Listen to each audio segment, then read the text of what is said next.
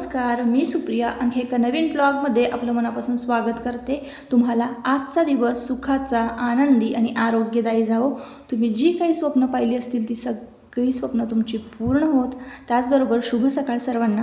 सकाळची वेळ आहे, सकाळचे 7:30 वाजलेले आहेत आणि आज की नाही मी माझी सगळी कामं जी आहेत क्लिनिंगची ती पटपट आवरून घेतलेली आहेत। माझं लोटून झाडून पुसून ही सगळी जी क्लिनिंगची कामं असतात ना ती आत्तापर्यंत झालेली आहेत। आज ना मी तुमच्याबरोबर मस्त अशी उन्हाळी रेसिपी शेअर करणार आहे। त्याआधी ना 1-2 सवयी ज्या आहेत मी बदललेल्या आहेत त्या तुमच्याबरोबर शेअर करते।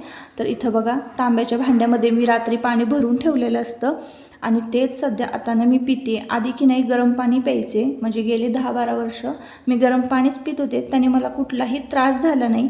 पण आता सध्या की नाही स्किन प्रॉब्लेम चालू झालेले आहेत ना, त्यामुळे डॉक्टरांनी मला ना तांब्याच्या भांड्यातलं पाणी प्यायला सांगितलेलं आहे। म्हणून मग मी उठल्या अनुशापोटी तांब्याच्या भांड्यातलं पाणी पिते। एक तांब्या भरलेला असतो तो मी पिते आणि दिवसभर पण मी तांब्याच्याच भांड्यातलं पाणी पित आहे। तर मस्तपैकी कोवळून पडलं होतं। आता तांबं पितळ हे जसं की शरीरासाठी म्हणजे आपल्या फायद्याचं असतं, पण बघा तांब्याचं भांडं कसं बाहेरनं जितकं स्वच्छ आहे ना तितकंच आतनंसुद्धा स्वच्छ असावं। तुम्ही तांब्या बघत असाल, तुम्हाला आतमध्ये भांडं किती स्वच्छ दिसतंय। तर जसं की आता भांडे आपण हे तांब्याचे पितळेचे वापरतो, त्याचे शरीरासाठी बरेचसे फायदे आहेत, खूप सारे फायदे आहेत। पण जर ते भांडं स्वच्छ नसेल, रोजच्या रोज जर तुम्ही स्वच्छ केलं नाही तर त्याचे तोटेसुद्धा आहेत बरं का। म्हणून तांब्या पितळेचे भांडे वापरताना स्वच्छ असणं गरजेचं आहे। कशा पद्धतीने मी घासते तुमच्याबरोबर एका व्हिडिओमध्ये शेअर केलं होतं। इथं मी इडलीचं पीठ भिजत घातलं होतं, छान असं फुगलेलं आहे। आता सध्या उन्हाळ्याचे दिवस चालू आहे, सकाळी मला आहे ना हे असं किचन एकदम स्वच्छ आणि सुंदर इतकं भारी वाटतं की नाही बघायला। तर जर समजा कधी माझी तब्येत बरी नसेल तर मी भांडे खरकटीत थोडेसे ठेवून देत असते, पण दुसऱ्या दिवशी उठल्यानंतर ते इतकं मेसिक वाटतो ना तो किचन कट्टा। म्हणून मग आज आदल्या रात्रीनं मी स्वच्छ करून ठेवला।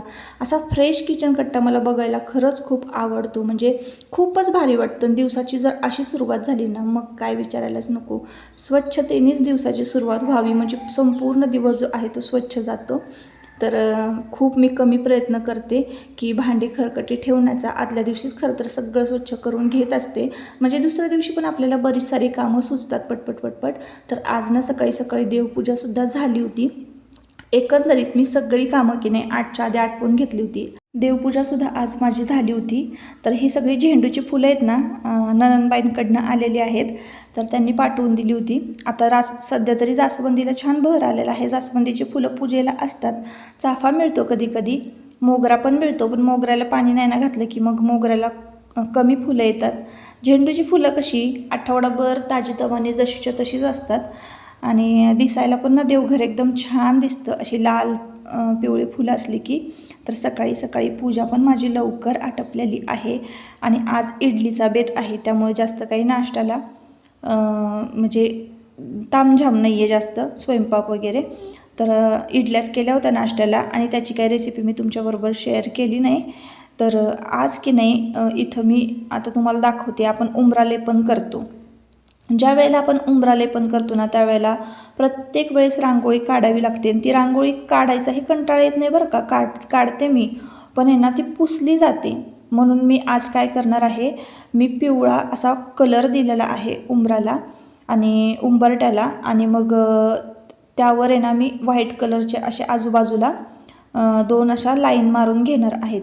आता पावलं तर चांदीचे आहेत। 2 वर्षांपूर्वी ना मी अक्षय तृतीयेच्या मुहूर्तावर ही चांदीची पावलं घेतली होती।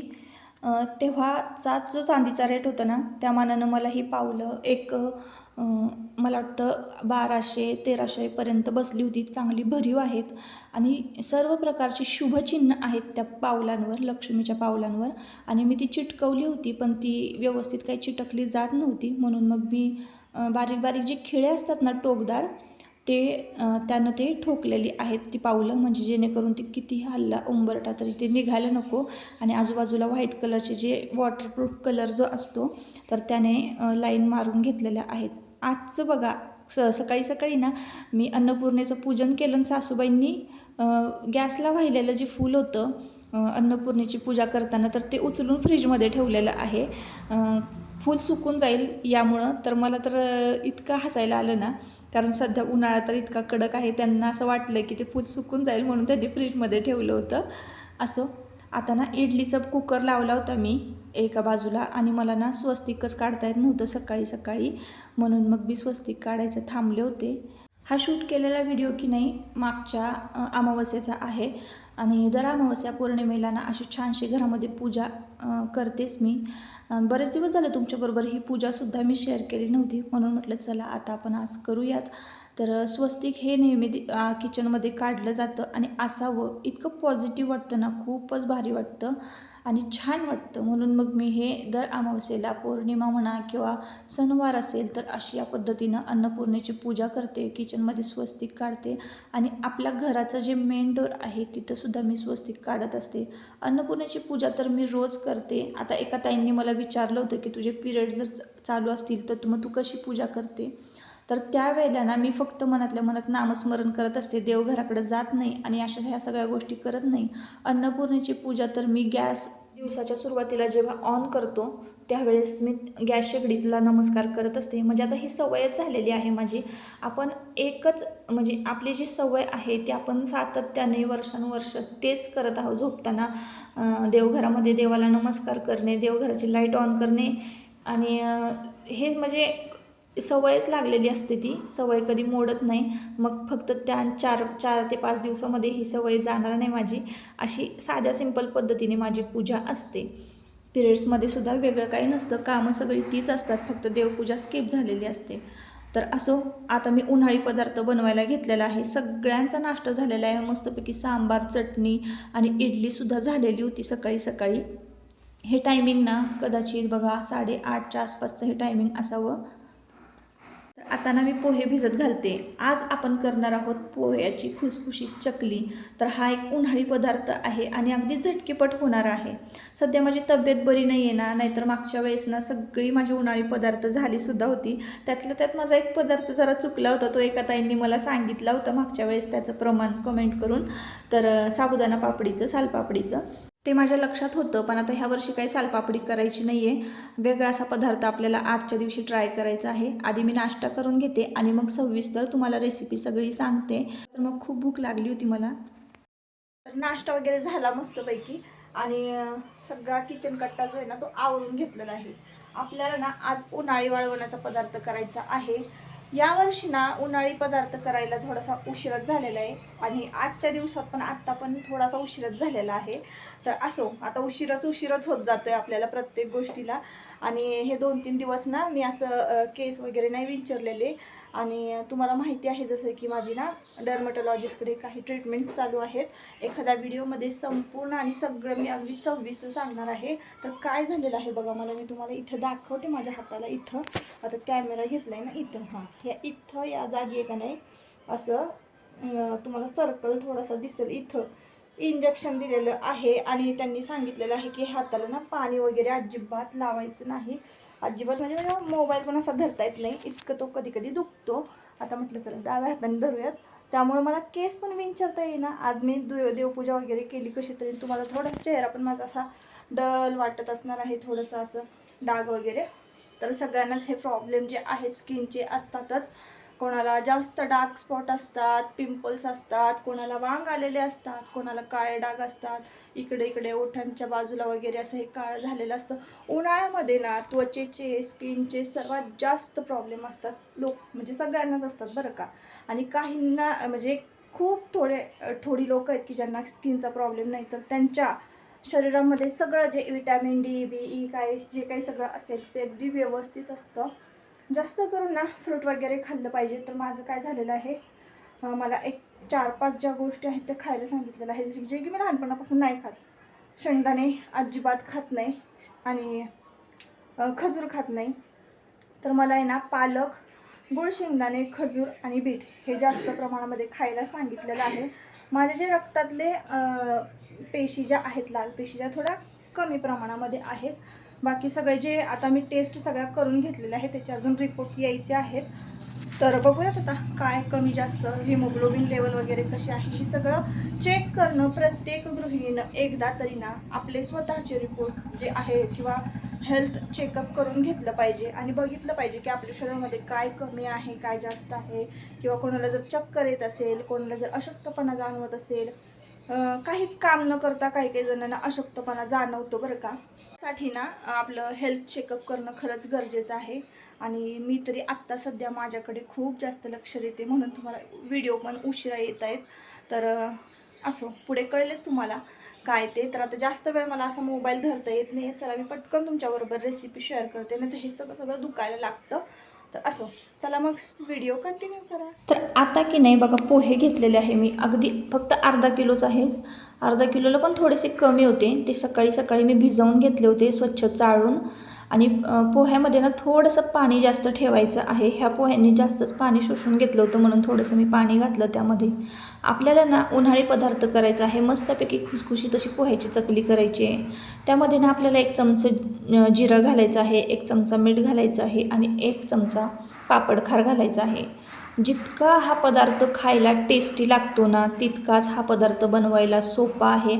अगदी तुम्ही पाव किलो म्हणजे 250 ग्राम पोहे जरी घेतलेत ना, तुम्ही सुरुवातीला करून बघा फक्त. तर मी सुद्धा हा पदार्थ पहिल्यांदाच केला आणि इतका छान मला एक्सपिरियन्स आला ना, इतकी भारी ही चकली लागत होती ना. आता सध्या की नाही माझी तब्येत बरी नाही, जसं की मी तुम्हाला सांगितलं आत्ताच. हात इतका दुखत होता ना आणि मला ना ते पीठ मळताच येत नव्हतं. आता आज ना मी बरं झालं उडदाचे पापड वगैरे करायला घेतलं नाही, नाही तर माझं तर काही खरंच नव्हतं. मला ते काम उरकलंच नसतं, झालंच नसतं, म्हणून मी थोडंसं थांबलेले आहे. मला उडदाचे पापडसुद्धा ह्यावर्षी करायचेच आहे कुठल्याही परिस्थितीमध्ये. आता कितीही मी हे मळत होते ना, तर हात दुखत होता, त्यामुळं मळल्यात जात नव्हतं माझं. तुमच्याकडे जर फूड प्रोसेसर असेल ना, तुम्ही पीठ मळत असाल, तर त्याच पिठाच्या भांड्यामध्ये ना हे घालायचे पोहे आणि मळून घ्यायचे चांगले. हाताने सुद्धा खूप मळायला सोपे आहेत, पण माझ्या हाताला थोडंसं म्हणजे ताकद कमी पडत होती मला, म्हणून मी मिक्सरच्या भांड्यामध्ये सरळ हे पोहे घातले आणि छानपैकी ना त्याला मळून घ्यायचं आहे. आता सगळे जिन्नस आता आपण आधीच घातलेले आहे. 1 चमचा जिरं घातलेलं आहे, 1 चमचा पापडखार घालायचा आहे, 1 चमचा मीठ घालायचं आहे, बस एवढंच घालायचं आहे, जास्त नाही घालायचं. जर तुम्ही 250 ग्राम पोहे घेतले ना, तर मग अर्धा चमचा अर्धा घ्यायचे. अर्धा चमचा पापडखार, अर्धा चमचा जिरं, अर्धा चमचा मीठ तुमच्या चवीनुसार घाला, तुम्हाला कसं लागतंय. पण प्रमाण थोडं मिठाचं कमीच असावं. तळणीच्या पदार्थाला खारट झाले तर मग ते अजिबात चांगले लागत नाहीत. तर मी इथं अशा पद्धतीनं ना मिक्सरमधनं काढून बारीक करून घेतलेलं आहे, कारण मळल्यात जात नव्हतं. जर हात असा व्यवस्थित माझा असताना तर मी ते मग मिक्सरमधनं काढलंच नसतं पीठ, असंच मळलं असतं. छान पीठ मळतो ना तसंच मळून घ्यायचं आहे. अजिबात ह्या पदार्थाला जास्त वेळ पण नाही लागत आणि खूप सोपा आहे पदार्थ करायला, म्हणूनच मी आता हाच पदार्थ करायला घेतलेला आहे. आणि छान मळून घ्यायचं आहे आपल्याला, अगदी पाणी घालून. थोडंसं जर समजा घट्ट असेल तर पाणी घालायचं आहे. आता इथं मी देवांशला ना माझ्या मदतीला सांगितलं परात धर म्हणून, तर मला काही धरता व्यवस्थित येईना आणि मळता पण येईना. एकच हात माझा जो आहे ना तो चांगला होता, त्यालाच मी जास्त जोर लावून मळून घेत होते. ज्या हाताला मला इंजेक्शन दिलं होतं त्या हाताने मला मळताच येत नव्हतं. आणि तुमच्या दादांनी मला सांगितलं होतं ते घर बसल्या काही तसला उद्योग करू नको, सगळं उन्हाळी कामाचे जे काही पदार्थ आहेत, उन्हाळी पदार्थ वाळवणं आपण विकत घेऊया ह्या वर्षी, तसं काही करू नको. पण मला कुठं शांत बसवते आणि काहीतरी करावं असं मला वाटत होतं. म्हणजे काहीतरी उन्हाळी पदार्थ केल्याचं समाधान पण मला मिळेल, म्हणून मी हा सोपा असा पदार्थ तुमच्याबरोबर शेअर करते. तर छान मळून घेतलं बघा, थोडंसं पाणी लावलं जेणेकरून ते पीठ सुकू नये आणि लगेचच चकलीचा साचा काढून घेतलेला आहे. आता काय करायचं आहे आपल्याला, फक्त हे पीठ जे आहे ना मऊ ते चकलीच्या साच्यामध्ये भरायचं आहे. आणि जशी आपण चकली पाडतो दिवाळीमध्ये, तशीच गोल गोल चकली पाडून घ्यायची आहे आपल्याला. पटपट ही चकली पाडून घ्यायची आहे. अर्धा किलो पोह्याची ना जवळजवळ 50 ते 60 चकली पडते. जर तुम्ही 250 ग्राम पोहे घेतले तर 30-40 चकल्या पडतील. आता तुम्ही किती कशा साईजनं घालताय त्याच्यावर डिपेंड करतं ते. तर मी तर चांगली मोठी साईजच घेतली होती आणि मोठ्या चकल्या घालत होते, तरी माझ्या 50-55 झाल्या चकल्या बरं का. आणि थोड्याशा म्हणजे मग 250 ग्राम घेतलं तर कमी होतील तुमच्या चकल्या. पण एकदा तुम्ही ट्राय करायला काय हरकत आहे. वाटीभर पोह्याचं जरी केलं ना तरीसुद्धा मग तुम्हाला आवडलं तर तुम्ही परत जास्त प्रमाणामध्ये करू शकताय. तुम्ही तुमच्या आईला, बहिणीला, कोणालाही हे वाळवणाचे पदार्थ देऊ शकताय करून, म्हणजे करायला सोपं आहे म्हणून. तर पटपट मी चकल्या अशा पाडून घेतल्या आणि सगळ्या चकल्यांना ना एक अख्खा दिवस ऊन चांगलं कडकडीत दाखवायचं आहे. तर अशा पद्धतीनं बघा आपल्या चकल्या तयार झालेल्या आहेत. एक अख्खा दिवस मी ऊन दाखवलं आणि अशा छान कडकडीत वाळलेल्या आहे. जितक्या कडकडीत वाळतील ना तितक्या खुसखुशीत आणि खमंग फुलणार आहे तुमची चकली. अगदी 2 दिवस जरी म्हटलं ना तुम्ही ऊन दाखवलं चकल्यांना तरीसुद्धा चालेल बरं का. तर संध्याकाळी आता मी ही चकली तळून घेत आहे, म्हणजे रात्रच झालेली आहे. दिवसभर ऊन दाखवलं आणि आता बघा तळायला घातलेली आहे. केवढीशी चकली आहे तुम्ही बघत असाल. आणि थोडंसं ना ही चकली लो फ्लेम गॅसवर तळायची आहे. हळूहळू करून बघा ती छान फुलते बरं का. पण खायलासुद्धा इतकी टेस्टी लागते ना, जसं की आपण तांदळाचे खिसी पापड वगैरे खातो त्याही पापडापेक्षा खूप छान लागते ही चकली. तर अशा पद्धतीनं आपण तळून घ्यायची आहे. करायला त्या पापडांपेक्षा खूप सोपी आहे. जसं की मी तुम्हाला रेसिपी सगळी सांगितलेली आहे. तर एक एक चकली ना आधी अशी मी काढून घेते. आता माझं काही तळायचं एवढं लगेच प्लॅनिंग नव्हतं, म्हणून मी काय ह्या ताटातच काढून घेतलेली आहे. अजून एक चकली मी तुम्हाला तळून दाखवते. जास्त वाळली की ती थोडीशी मोडते, पण आता ही बघा ही तुम्हाला दिसते. तर ही अशीच मी तेलामध्ये सोडते आणि मग बघा कशी फुलते.